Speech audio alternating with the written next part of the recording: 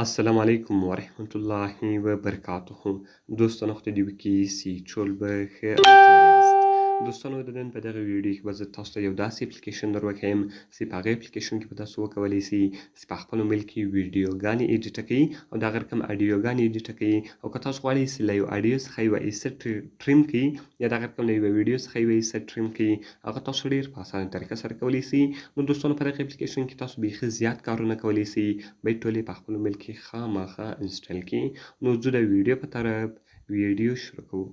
نو دوستانو تر ویډیو شروع کولو مخکې چیرې تاسو ویډیو لایک کړې نه وي مهرباني سره وکړئ زموږ ویډیو لایک کړئ او د هغه رقم یې له خپلو ملګرو سره خامخا شیر کړئ او که چیرې تاسو زموږ چینل نه وي سبسکرایب کړی نو مهرباني سره وکړئ زموږ چینل درسره سبسکرایب کړئ.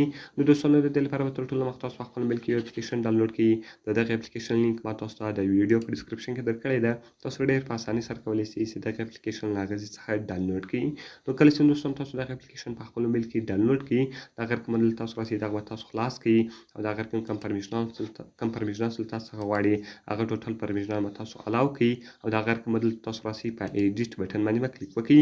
کله چې دوستانو تاسو په ایډیټ بټن باندې کلیک وکړئ اوس دلته اول اپشن ده په ایډیټ ویډیو کې دوستانو تاسو کولی سئ چې خپلې ویډیوګانې ایډیټ کړئ. اوس که تاسو غواړئ چې یوه ویډیو ایډیټ کړئ یعنې هغه میکس کړئ یا د هغه رقم د هغې وایس ور چینج کړئ یا پیډ ان پیډ اوټ یې کړئ نو هغه دلته تاسو کولی سئ او د هغه رقم دوستانو که چیرې تاسو په بیک باندې ووځئ په ایډیټ اډیو کې به دوستانو تاسو کولی سئ چې خپلې اډیوګانې ایډیټ کړئ. اوس که تاسو غواړئ چې ستاسو موبایل کې یوه اډیو ده او که تاسو غواړئ چې له هغه څخه یوه ایسه ختمه کړئ یا د هغه رقم یوه ایسه یې تاسو ور تیز کړئ هغه دلته تاسو کولی سئ. ګوره دوستانو په میکسینګ کې تاسو کولی سئ چې هغه سره میکس کړئ. د هغه رقم ګوره په ټریم کې تاسو کولی سئ چې له هغه څخه یوه ایسه کاټ کړئ. په وایس چینجر کې به دوستانو تاسو کولی سئ چې د هغه اډیو وایس ور چینج کړئ. د هغه رقم پیډ ان سو پیډ اوټ سو او د هغه رقم چینج سپیډ کې بیا دوستانو تاسو کولی سئ چې د هغه سپیډ ور زیات کړئ. نو کله چې دغه تاسو ایډیټ کړئ دلته به تاسو راسئ په سیو بټن باندې به کلیک وکړئ او دغه به ستاسو په موبایل کې سیو سي. هغه رقم دوستانو که چیرې تاسو په بیک باندې ووځئ نو زه بیرته په بیک باندې ځمه او د هغه رقم ګوره په مرج اډیوز کې بیا دوستانو تاسو کولی سئ چې دوې درې اډیوګانې سره یو ځای کړئ.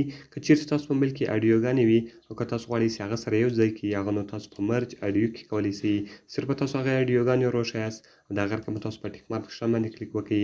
د هغه رقم به دلته تاسو سیو ووایئ هغه به ستاسو په موبایل کې مرج سي یعنې هغه به په یوه رقم ته سي. د هغه رقم دوستانو که چیرې تاسو په بیک باندې ووځئ د هغه رقم ملټي ټریک ایډیټینګ سو په ټریم اډیو سو سیټ والیم سو بیخي زیات کارونه تاسو په د یوې اپلیکیشن کې کولی سئ.